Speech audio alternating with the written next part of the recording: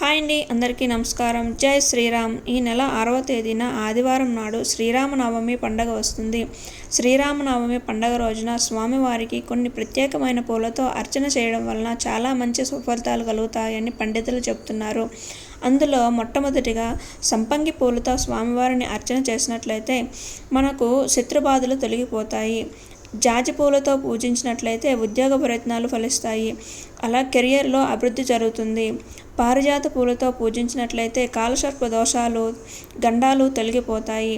మనకు అష్టైశ్వర్యాలు సిద్ధించాలి అంటే ఈ యొక్క పుష్పాలతో స్వామివారిని పూజ చేయాలి. అవి ఏంటి అంటే కలువ పువ్వులతో స్వామివారిని పూజించినట్లయితే మనకు అష్టైశ్వర్యాలు సిద్ధిస్తాయి. తులసి దళాలతో అర్చించినట్లయితే సకల అభిష్టాలు సిద్ధిస్తాయి. స్వామివారి యొక్క పూజా విధానం ఫుల్ వీడియోను డిస్క్రిప్షన్లో లింక్ ఇస్తున్నాను. ప్లీజ్ వాచ్ చేయండి, లైక్ చేయండి, షేర్ చేయండి. Subscribe my channel. Thank you for watching.